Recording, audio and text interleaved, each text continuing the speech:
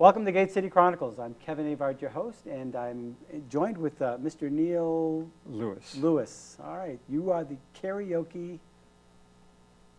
addict. I do a lot of it. Okay, we have you listed down as the karaoke addict. Okay, and that means you are addicted to karaoke. I guess it does. Okay, wonderful, wonderful. Well, you were just talking just before our air, and you were saying that you were retired since 2001? Correct. What have you done what was your vocation? I was a software engineer. Interesting. And for a particular company, or?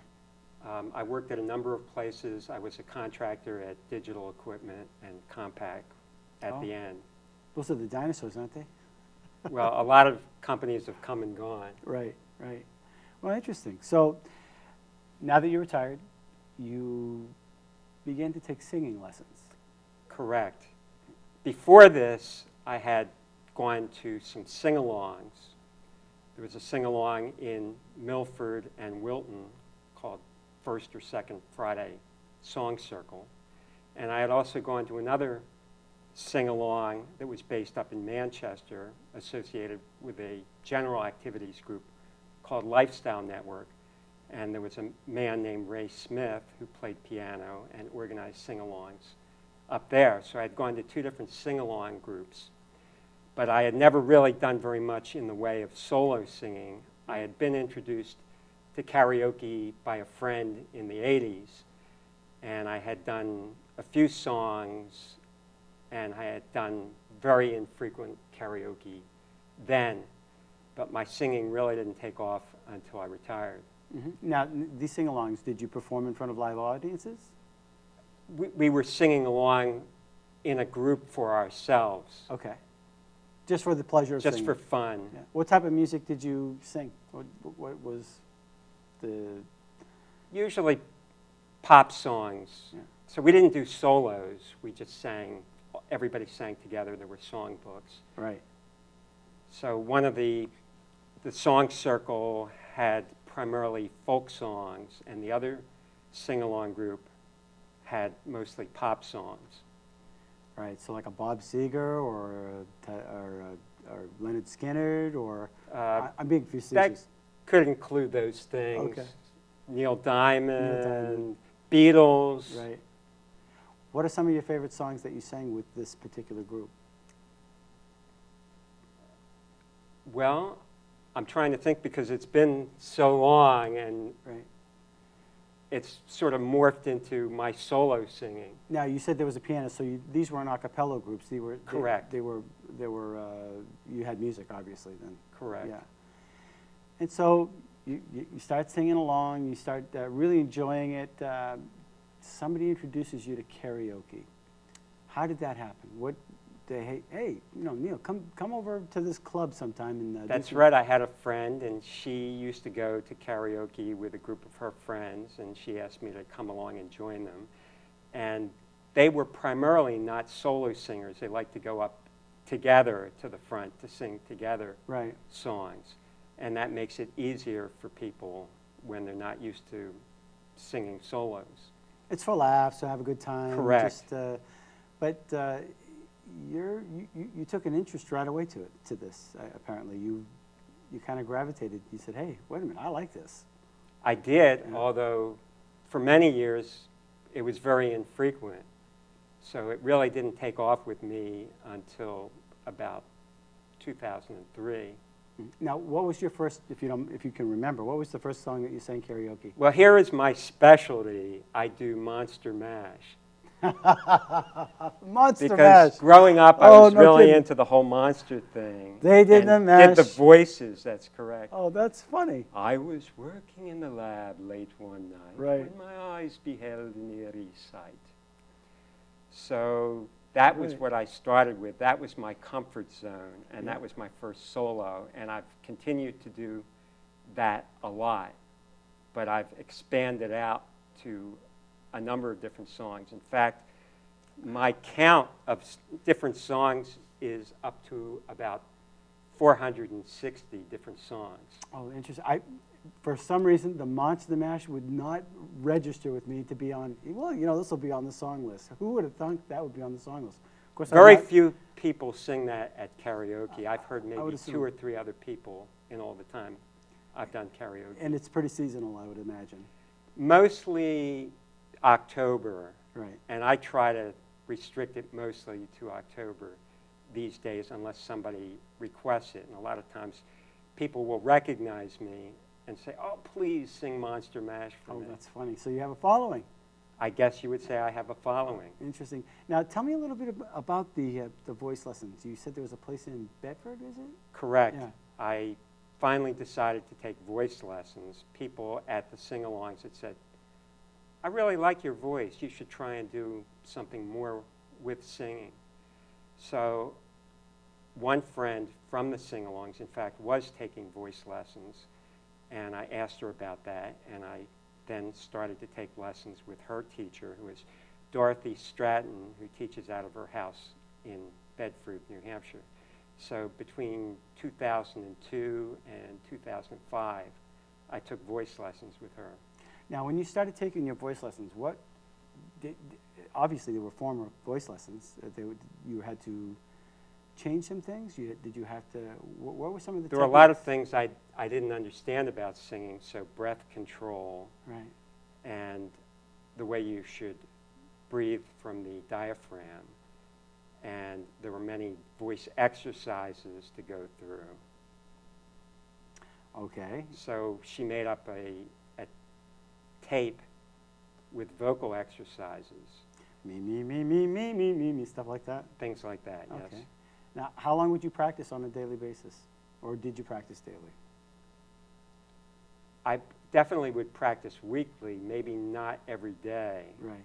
But I definitely at least tried to go through the vocal exercises pretty frequently at that time. Yeah. And in fact, even now, I still have those exercises on tape, and I carry that around with me in my car. And on the way to doing karaoke, I'll do my vocal exercises. Interesting. Now, so do you go with groups today, or are you pretty much just a solo act? I usually go solo. Sometimes I go and meet friends at karaoke, and sometimes we do duets or group songs, but primarily I do solos. Yeah. On average, a year, how many times do you think you go out and play, do a karaoke?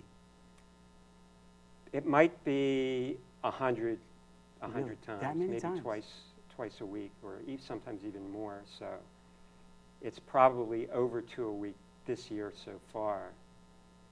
Interesting. So what are some of your favorite songs that you like to sing now? Well, Monster Mash is still a favorite. It's still a favorite, okay. Anything else? I do a lot of James Taylor songs. I would say Caroline in My Mind is my favorite James Taylor song. Oh, that's a good song. I do a lot of Gordon Lightfoot. Sometime you better take care of that guy. That's right, Yeah. Sundown, Yeah. If You Could Read My Mind, Carefree Highway. I do some Willie Nelson. Mama, don't let the babies grow up to be cowboys. So, Something in like fact, that? I have a list of my top 15 songs, which Mm-hmm. Monster Mash, Luck Be a Lady, which is Sinatra. A lot of people like my Sinatra songs. Must be a lady. Can't Help Falling in Love, which is Elvis. Always on My Mind, that's my favorite Willie Nelson song.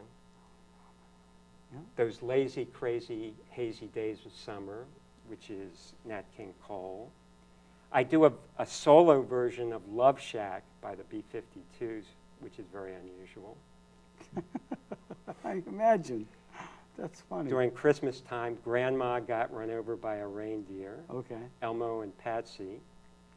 And I also do a variation on that called Grandpa Got Run Over by a John Deere. So same music, same words, you just put in your own words. No, they aren't my words. That is another I know. song that another artist did. But I've seen some people at karaoke do put their own lyrics to karaoke songs. Because they forget the words, or? That would Because be me. That would be me. They want to be funny. Oh, yeah. Save a Horse, Ride a Cowboy. That's a more contemporary song. that I've been doing. Now that's, you're going from Frank Sinatra to something like that. That's It's quite a wide stretch. variety Yeah. of songs. I try to be flexible. Yeah. Have you recorded anything? I have a few things that are on YouTube. A couple of the karaoke places that I've gone to have somebody who comes and records the performances and puts them on YouTube. Mm-hmm. So I have... So if somebody wanted to see that, where would they go? Uh-oh, I don't have the... Would they just look up your name? Oh, actually, they could do that on YouTube. They could look up my name, and that would probably come up. Yeah. Would it be under any particular heading? It would just be Neil and... what was your last name again? Lewis. Lewis. L-E-W-I-S. So it'd be Neil Lewis, YouTube, YouTube. Karaoke King, something like that? Or? Karaoke. All right. Or the particular songs. One of the songs that was captured was Luck Be a Lady. And I think the other one was Carolina in My Mind. That's the James Taylor one. That's the James Taylor one. Yeah. I tried to learn that on the guitar not too long ago. That was one of my favorites by him. Now, all the places that you sing, I assume that you sing in Nashua. I do. So I think I've been at every karaoke place in the town of Nashua, which there are, believe it or not, there are quite a few, probably about a dozen. In Nashua? Correct. Really? And in the local area. So I think I've been at almost every karaoke place within a half-hour radius of South Nashua, where I live. But I've extended out even beyond the half-hour range to the half-hour to hour range, and I'm trying to see how many different karaoke places, how many karaoke venues I can sing at, and also how many different towns I can sing at. Okay, are we looking for the Guinness World Book of Records, or are we looking to make some kind of a record here? Is that Well, what a you can do? personal record. I know with Guinness, they require you to register if you want to create a record, Mhm. which I haven't done. And I've already done quite a lot, and I'm not sure I want to start all over from the beginning. Right. So I'm not sure if I'll ever have an official record, but I definitely have an unofficial record. I don't think anybody can top my 175 different places that I've sung karaoke at. What are some of your favorite places here in Nashua to sing? One place which is not traditional karaoke is live piano karaoke, and that would be at Studio 99 in downtown Nashua. Now, where is that? Is that right off of Main Street? Or? It's right off of Main Street. Now, I've heard that name before. It's Studio on 99. Factory Street. Factory Street, okay. Elise McDonald runs Studio 99, and she is a pianist, and for piano karaoke, she sits at the piano, and she says, "What do you want to sing?" Really? And in what key? And in what, well, yes, in fact, if you can't say what key, she'll try to listen to your voice and say, this is the key that I think will work with your voice. That's pretty amazing to be able to do that. It is pretty amazing. She is a very amazing pianist. Now, is this a restaurant karaoke, or is it just a bar? What is this? It's just a music space. She has people come in and do concerts, and there are open mics, and there are music jams at Studio 99, but it's not a restaurant or bar. Is it a popular place? It's fairly popular. Hopefully, as more people hear about it, there'll be more people coming. So there are a select group of people that come to the piano karaoke, not really the same crowd that goes to karaoke in the bars. So the people that come to Studio 99 for this are more interested in the performance aspect and less in drinking, and They just want to get out there and sing and do some music. that's right. Yeah, that's interesting. I'll have to look that up. And it's right on Factory Street, you said? It's on Factory Street. Is it well marked? Yes. Okay. All right. And So they are they do open piano karaoke every Thursday night. Thursday? Okay. Are they open every night, or is it just on particular nights that they're open? They're open most nights, with something, not necessarily the piano karaoke, but music jams, open mics, performances. Interesting. And now, is it a big place, little place? It's a relatively small place. Do people dance there? They don't typically dance, no. Okay. But there's nothing that says that But you can't. Right. Oh, interesting. So what are some of the other places, the other venues that you like to perform at? Well, I spread myself around so much that I don't really show up at the same place very often. So once in a while, I'll go to Killarney's, which is in the Holiday Inn at Exit 4. So Bernie D is the... Killarney's, that's up by Best Fitness? Correct. Okay. Boston Correct. Billiards, So they have okay. Tuesday night karaoke. Fody's downtown, Railroad Square, also has Tuesday night karaoke. Yeah, we've had Fody's on here on the show, actually. They're very, they have a lot of music there, I guess. Who else? Halua has Thursday night. Grand Buffet does Friday and Saturday night. Kegler's Den, which is at the bowling alley on Amherst Street, they do Thursday and Saturday nights. Slade's downtown does it 3 or 4 nights a week. So the VFW and the American Legion both do Friday night karaoke. I usually make sure I get to those at least once or twice a year. Right.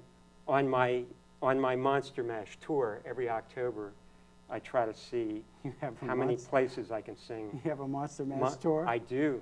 In fact, that's how this whole thing with seeing how many different places I could sing karaoke at started. Okay. 2 years ago, I sang at 60 different places during the month of October, Monster Mash. And even though I haven't repeated 60, last year I made sure that I sang Monster Mash at a different place every single day of October. Now, do you get dressed up like Count Dracula? No, I don't dress the part, unfortunately. You're just the voice behind the pretty face. I'm the voice. Yeah. Oh, I that's am funny. the voice. Wonderful. Now, is that on video? I don't think anybody's ever captured me on video doing Monster Mash, although somebody did record me on CD. So I do have a CD of my Monster Mash performance. Interesting. Now, if somebody wants to get in touch with you, so that, would you be able to email them a copy of that, or? Sure. Yeah. How would they do that?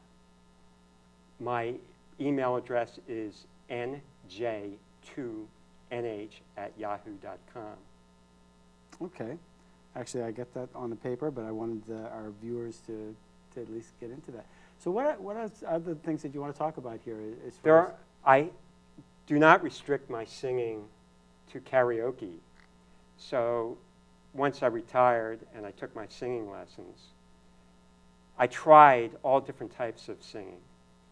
So I did community theater. Back in 2002, I was in 3 different shows. I did 2 shows for actor-singers in Nashua. I did Camelot, and I did Titanic the musical. I was in the ensemble for both of those shows.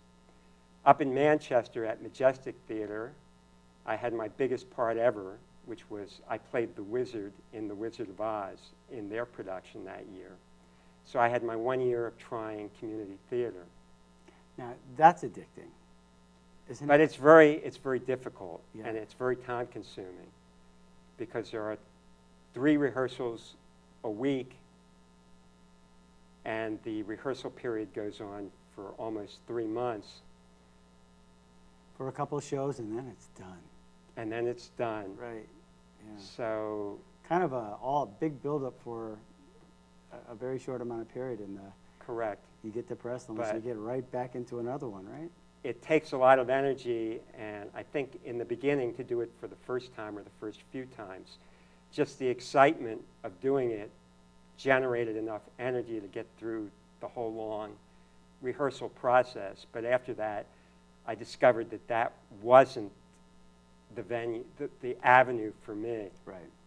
because I just have so many things I'm interested in doing that I didn't want to devote all my time to one thing. And my other experiment in singing was in barbershop chorus. I was in the Granite Statesman for a year and a half, which was another thing which required a lot of energy for rehearsals. Was it a trio, quartet, or just It's a a whole group? chorus. Okay. They also have their Ensemble. quartets, separate quartets to do performances, but Granite Statesman is a full chorus. So I participated in that for a year and a half before moving on. And I'm in another chorus now, a totally different chorus. Whereas Granite Statesman is a performance chorus, they're interested in performing shows and performing in competitions, and they're very good at that. I'm now in what's called the Wellspring Chorus. It's organized by Home Health and Hospice Care, and we're a volunteer organization.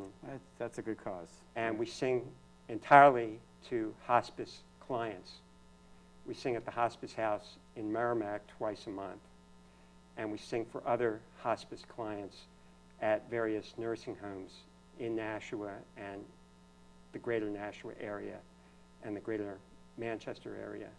I'm amazed with how many people that volunteer in this state, in this city alone, just to do organizations or events like that.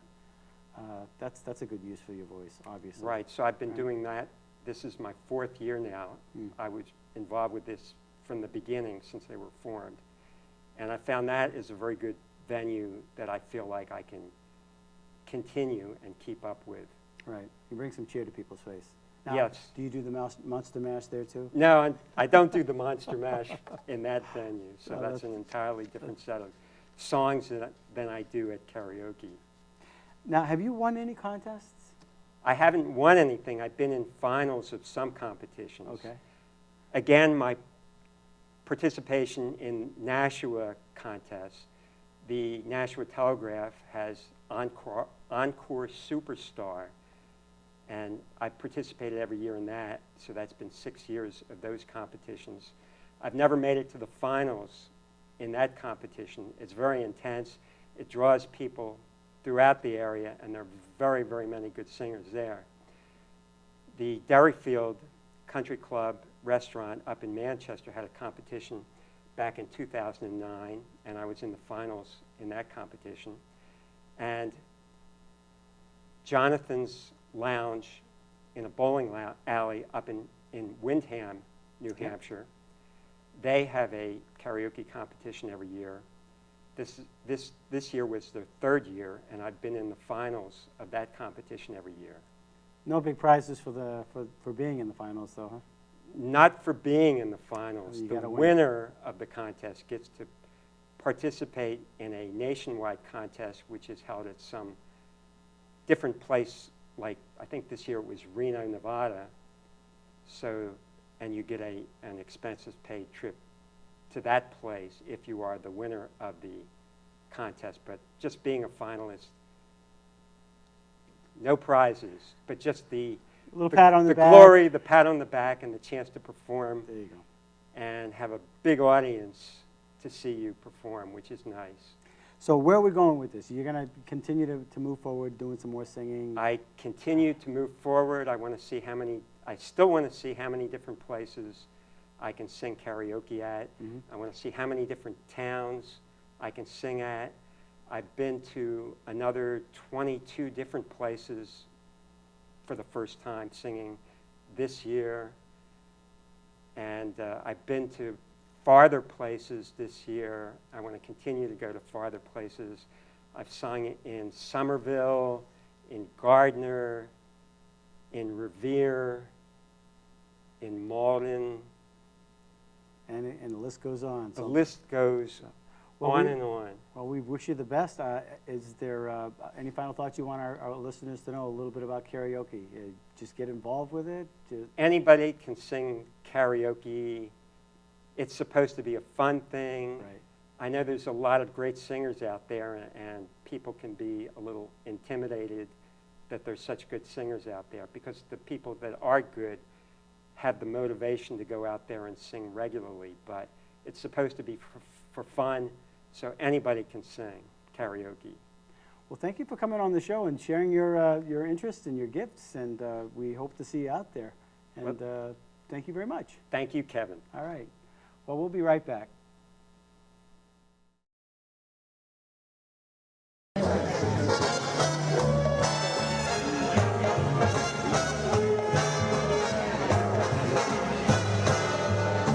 Luck be a lady tonight.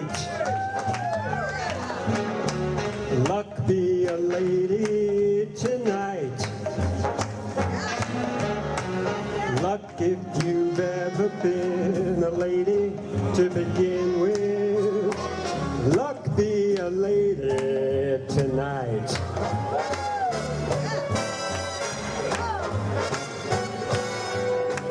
Luck let a gentleman see how nice a dame you can be. I know the way you've treated other guys you've been with. Luck be a lady with me.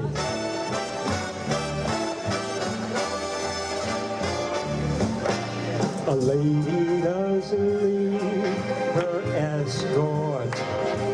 It isn't fair, and it's not nice. A lady doesn't wander all over the room and blow on some other guy's dice. So let's keep the party polite. Never get out of my sight. Stick with me, baby, I'm the guy that you came in with. Luck be a lady. Luck be a lady. Luck be a lady.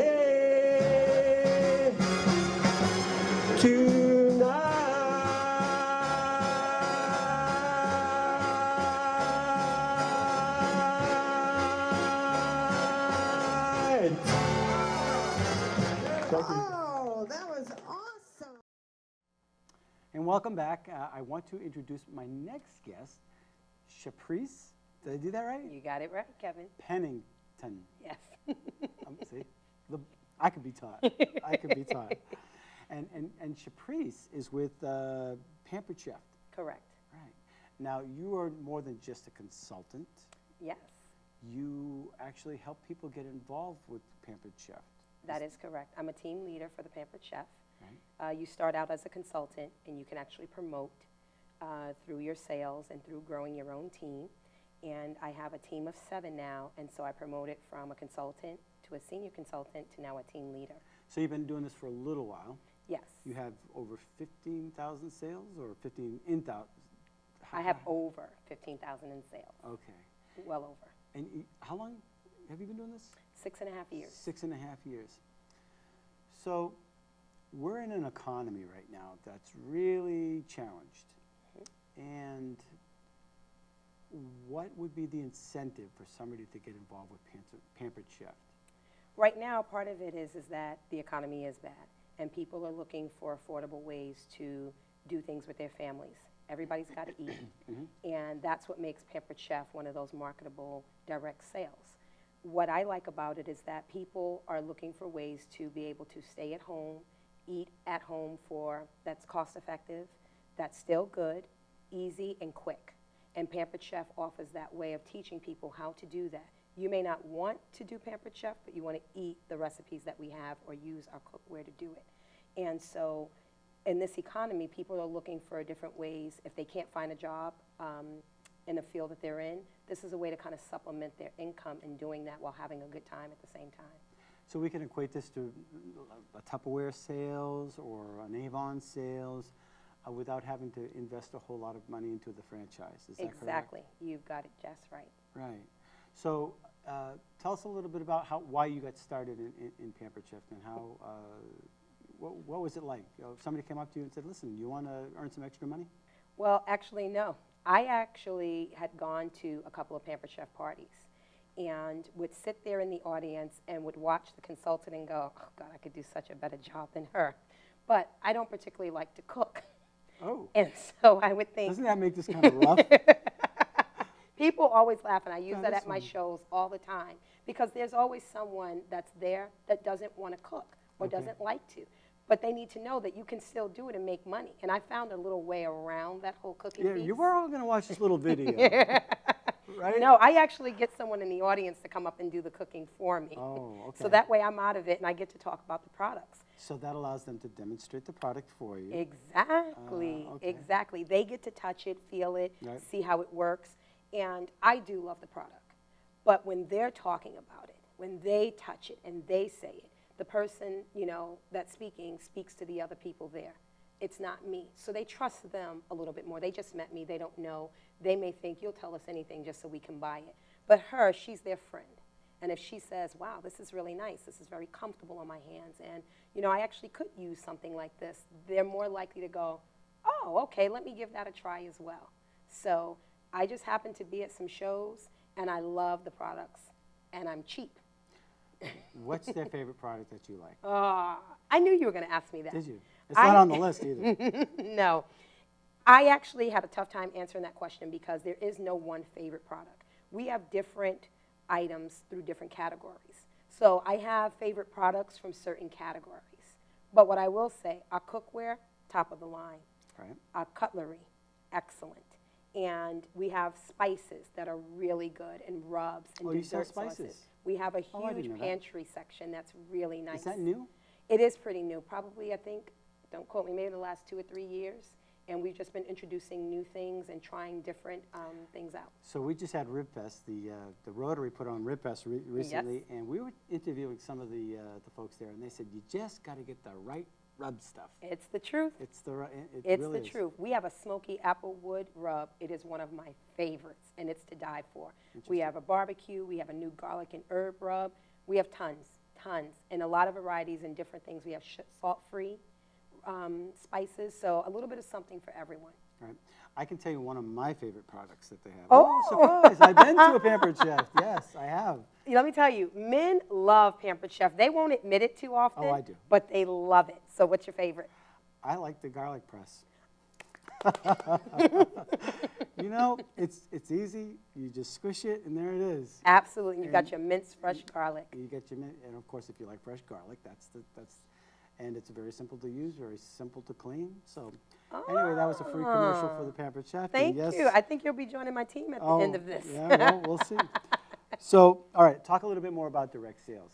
Because our economy is tough, is it hard to get into this?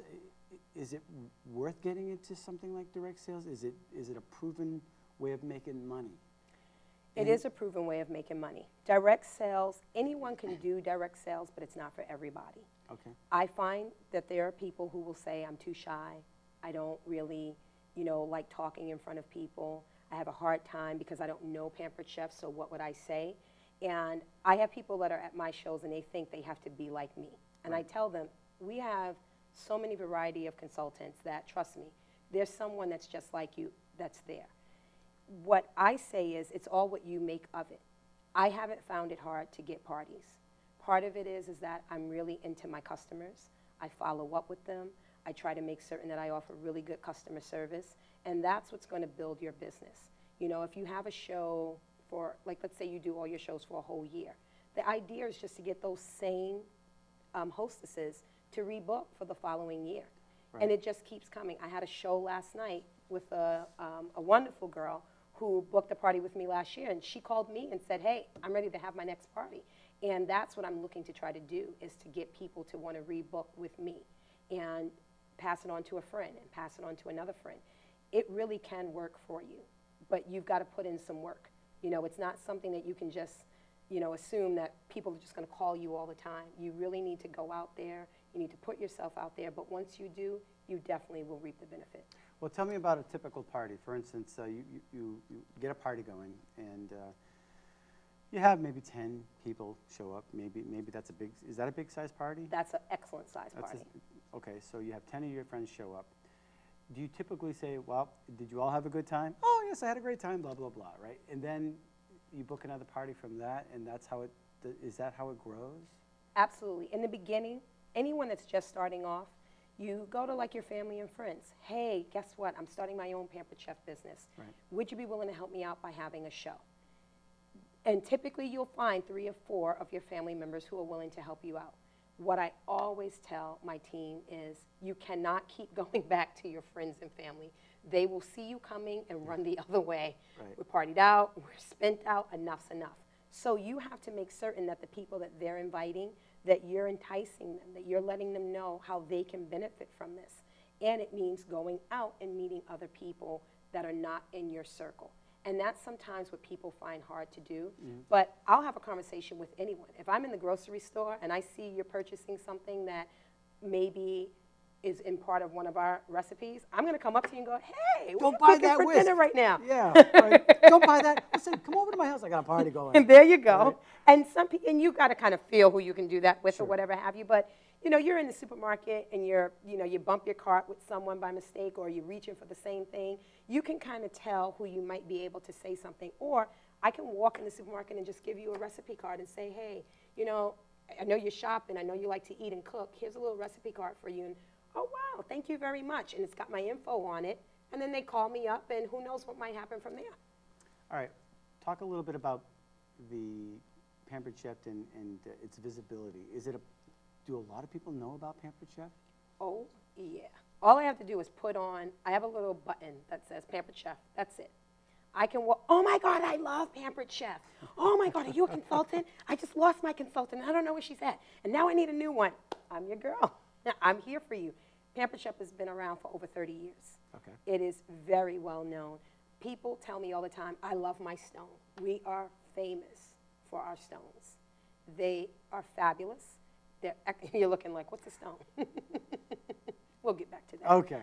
But people definitely know what Pampered Chef is. And if they don't, there are a couple that'll go, I've never heard of this. I had never heard of Pampered Chef. I'm from New York, hadn't have a clue what this stuff was. Right. But people who know it, they will tell you it is the best. They really enjoy it. It's excellent quality, and it lasts. And that's one of the things that people like. People will say, I've had my garlic press for 5, 6, 7 years. I've had my food chopper for 10 years. I've had my stone for 15 years. And that's what keeps them coming back. So if somebody wants to get involved, they want to earn some money, how much money do they have to put up? We have 2 kits that you can buy, and there are 2 ways that you can do it. Let's say, for instance, you want to have your own party. You have your own show, and there's a way that you can use a portion of your free product earnings towards your kit. And you can use up to $40 to take off from $159. The large starter kit, which is valued at, I think, $580, will be $159 for a person who wants to start. You can use $40 of your product towards it, and then it takes that part off. Or you can say, you know what, I really don't want to invest $159, but we have an $80 kit. It's a little bit smaller. I think that one is valued over $300, and you can use that. And that pretty much is it. Most consultants will earn their, the money that they spent on their kit within their first or second show. Oh, really? Okay. Just like that. And so then you're on your way. Exactly. So, and the art of it is to be able to book new parties. Correct. You definitely want to keep booking and recruiting. Is there a minimum is there a pattern for success? For instance, that if you book 1 party a week or 2 parties a week, or is there a number that you go by? It's funny that you ask that, because we do. What we try to say is you want to try to do at least 4 shows a month. That's keeping you active. Pampered Chef offers great incentives to us as consultants. Each month when you just submit 2 shows, and a show is $150 in sales. That's it. So if you do that twice a month, Pampered Chef gives us something just for doing that. So you get your commission, plus you get this free item, and then you get all this other stuff. But the other nice thing about it is that I'm sorry, Kevin. Go back to that again. Well, as far as the amount of showings on a regular basis, is there a pattern for success? Do they say, listen, if you meet these goals, you'll have this amount of degree of success based upon our studies? And we do. We have a number, book 8, hold 6. If you're booking 8 shows, get them on your calendar. You want to book 8 because typically you're going to have like maybe 1/3 that'll cancel. So if you're booking 8, you're guaranteed pretty much to hold 6 that month. You're going to be making a pretty substantial income, and you're going to keep your business going. That's going to have people, there is a formula and a number. Right. Well, they have formulas to help you with your success. Exactly. What are some of the numbers of, what can people make? Typically, if you're doing 4 shows a month, you're bringing about $400. On average, consultants will make about $100 per show. Once you start to promote to a different level, you bring in more because you make a certain percentage off your team that you have, plus you as a consultant go up in your percentage as well. So if you're doing about 8 shows a month, you're probably making about $900 a month. Of additional income. Exactly. And you can write off some of the, your whether in office or some of your vehicle time. Your or- grocery bill. Ah, When you're making your Pampered Chef recipes, you're using that for your business. You can write off your grocery bill. all right, I'm gonna ask you a silly question. There's no silly question. So, hey, would you like to have a party? Sure, come on over to the house. Do you mind if I cook? No, come on in, we're gonna cook. I'm gonna take all this food home. Right? You don't take the food home with you. No. I don't want to see food at the end. Okay, that's not what you meant by writing off the Oh, the no. grocery bill. When I'm me, Chapreese, when I'm at home and I'm preparing my meals for my family, Right? I can write that off. Wow. Yeah, Because? because it's part of my business. I test my recipes at home to make certain that I know what I'm doing, that it's going to come out right. By the way, our recipes are foul-proof. We have a test kitchen, and they are fabulous. They go through these recipes, and you can leave out an egg, you can leave out one main ingredient, and it will still come out fabulous, and no one will know the difference. Interesting. And yeah, when I'm at home, we're always trying new Pampered Chef things. And you can write off some of your vehicle expenses. Exactly. Some of your phone expenses. Exactly. It's a little business. It's a big business. Yeah, and the idea is just keep your records and use it, and at the end of the year, Absolutely. you're making a little extra on the side, having the parties, and being able to write off some of the other expenses that you weren't able to write off before. Interesting. Now, do you have benefit packages for people at a certain levels? Is it do you get benefits right off, or is it after you reach certain goals? They do have a medical plan that you can buy into, and you don't have to be, I don't believe that you have to be at a certain level, but it does cost. They ask, you give them a call, they ask you a series of questions, and you can sign up for that type of benefit. Because I actually didn't realize this until probably maybe about a month and a half ago. I thought that they didn't offer a medical plan. I had a couple of people who said I would absolutely join, but you don't offer medical benefits. So I did a little bit of research and found out, we actually do. I don't know what the cost is, and it's going to be, I assume, just like any other, medical insurance out there, Right. depending on what your needs are or what. They qualify you. Exactly, but they do offer it. Now, do they particularly give to any charities? I know that was one of the questions I wanted to ask you, but a lot of people like to join organizations, provided they give back to the community a little bit. We do Feeding America, and it's phenomenal, the amount. I mean, we've donated millions over the years, and we teamed up with TLC as well. TLC. One of the television stations, and they do like a food for cause cookbook, and they had a huge donation that they do as well. Also, when we have our parties, on our order forms, there's a section that we ask people to round up towards, however much they want.